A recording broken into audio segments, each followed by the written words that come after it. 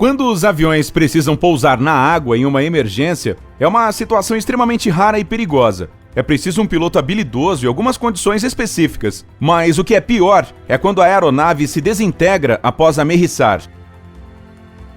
Em 21 de agosto de 1963, a então companhia aérea soviética Aeroflot estava prestes a realizar seu voo comum de Tallinn, na Estônia, para Moscou. Havia 45 passageiros e 7 tripulantes a bordo da aeronave. Seu piloto era o capitão Viktor Mostovoy, de 27 anos. Seu copiloto era Vasily Chechenev. Então não era a primeira vez que estes dois pilotos voavam juntos. Em outras palavras, tudo estava completamente dentro da rotina e do esperado, exceto pelo fato de que o avião era o novo modelo Tu-124. Mas ei, se é novo, é bom, né? Às 8 horas e 55 minutos, o avião decolou do aeroporto Ulemiste de Tallinn em direção ao aeroporto Vnukovo, em Moscou. Porém, logo ficou claro que o avião, junto com todas as pessoas que estavam a bordo, estava passando por sérios problemas. O trem de pouso dianteiro da aeronave não retraía. Além disso, durante a decolagem, um parafuso da esfera caiu e foi posteriormente encontrado na pista de decolagem. A tripulação enfrentou um dilema. Era necessário pousar o avião, mas nesse momento já era impossível retornar a Tallinn devido a uma névoa espessa que cobria o aeroporto. É por isso que o controle de solo decidiu redirecionar o voo para Leningrado, atual São Petersburgo. Lá, os pilotos poderiam realizar uma aterrissagem de emergência em uma pista de terra no aeroporto de Pulkovo. Os pilotos confirmaram que entenderam o que precisam fazer e conduziram o avião em direção ao seu destino, em baixa altitude. No aeroporto, todos os serviços de emergência estavam prontos. Caminhões de bombeiros e ambulâncias aguardavam ao lado da pista de terra, onde o avião deveria pousar. Tudo parecia estar indo mais ou menos de acordo com o plano, considerando a situação crítica. Contudo, primeiro o avião teve que reduzir a quantidade de combustível que transportava, o que tornaria a aeronave mais leve e minimizaria o risco de incêndio durante o pouso forçado. Assim, aproximadamente às 11 horas, o avião começou a circular a cidade a uma altitude de 450 metros, com cada círculo levando cerca de 15 minutos para ser concluído. Seguindo a ordem do capitão, a tripulação tentou distrair os passageiros com histórias engraçadas e contos sobre outros voos, para evitar que o pânico tomasse conta. Enquanto isso, a equipe repetidamente tentava empurrar o trem de pouso emperrado com um mastro que encontrara em um armário, para fazê-lo travar na posição totalmente estendida. Infelizmente, o esforço foi em vão. Mas esta não foi a pior notícia que o destino tinha reservado para esse voo desafortunado.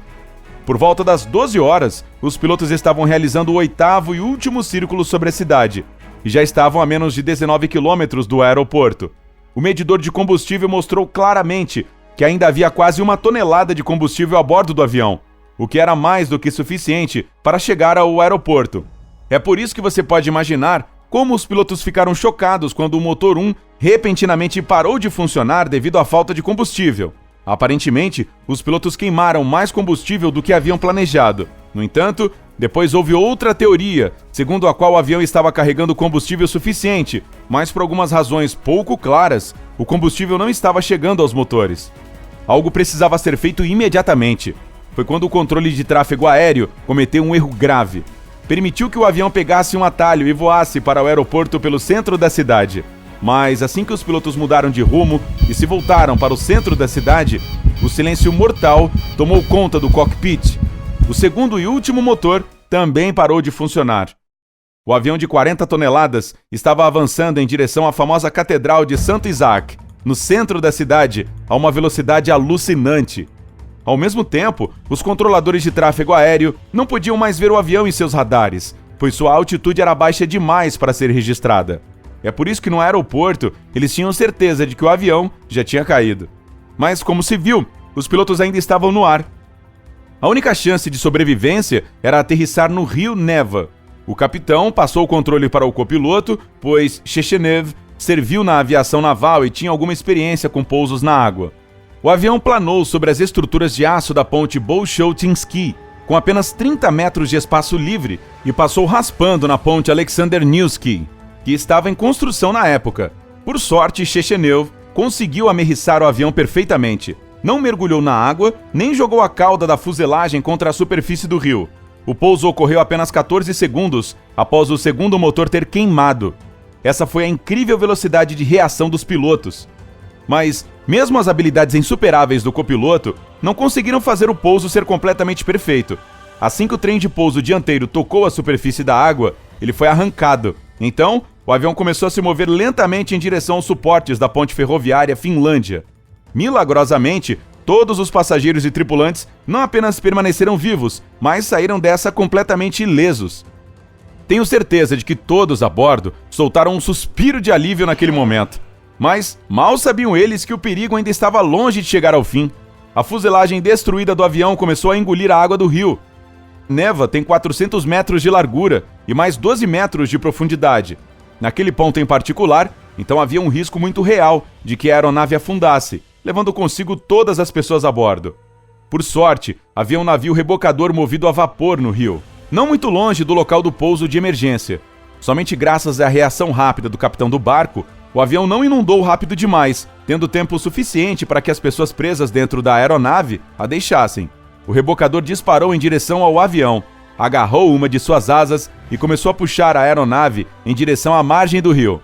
O capitão do rebocador teve que quebrar o para-brisa do avião para prender o cabo do reboque à direção de controle do cockpit. Enquanto o barco estava rebocando a aeronave, todas as pessoas permaneceram a bordo e depois foram evacuadas através de uma escotilha de acesso localizada no teto. Quando os passageiros e a tripulação pisaram em terra, todos estavam a salvo, sem nenhum arranhão ou machucado à vista. Infelizmente, apesar de todos os esforços para manter o avião flutuando, a água que entrou pelos buracos na fuselagem estava inundando a aeronave muito rapidamente e pela manhã ela afundou. No dia seguinte, o avião foi retirado do fundo do Neva e levado para uma base militar. A aeronave foi descartada e nunca mais voaria, mas depois de ser restaurado, o Tu-124 se tornou um simulador de treinamento para estudantes da academia de voo. Mas como é que os pilotos conseguiram pousar o avião em segurança na água, sem perdas e até mesmo sem feridos? Os especialistas estão certos de que houve vários fatores de sorte que os ajudaram.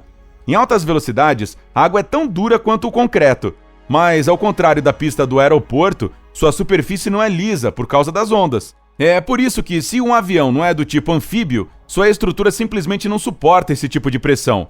Foi aí que o Tu-124 teve sorte. Não havia ondas no Neva naquele dia. Em segundo lugar, a experiência de Chechenyev com pousos na água desempenhou um papel importante no bom resultado favorável. Além disso, a tripulação do cockpit levou apenas alguns segundos para chegar à única decisão correta: pousar o avião no rio. Caso contrário, a aeronave teria caído na cidade, e você pode imaginar quantas fatalidades isso causaria.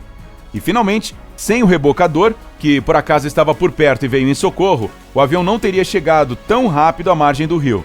As pessoas ainda teriam escapado da aeronave, mas provavelmente não saberiam o que fazer. Haveria pânico e quem sabe quantas vítimas isso poderia ter causado.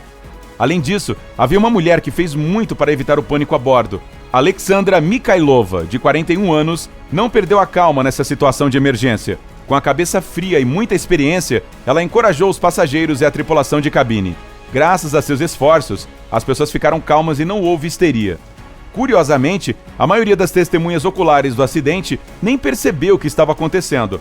Algumas mais tarde admitiram que pensaram que alguém estivesse rodando um filme. Bem, e o que você pensaria se visse um avião balançando silenciosamente na água e multidões de pessoas enchendo a margem do rio? Espero que, se você vir algo assim, seja realmente apenas um filme. Você já ouviu falar sobre outros casos de sucesso de pouso forçado na água? Nos conte nos comentários. Se você aprendeu algo novo hoje, curta esse vídeo e compartilhe com um amigo. Mas ei, não vá a lugar algum ainda. Temos mais de 2.000 vídeos legais para você conferir. Tudo o que você precisa fazer é escolher o vídeo da esquerda ou da direita, clicar nele e aproveitar. Fique no lado incrível da vida!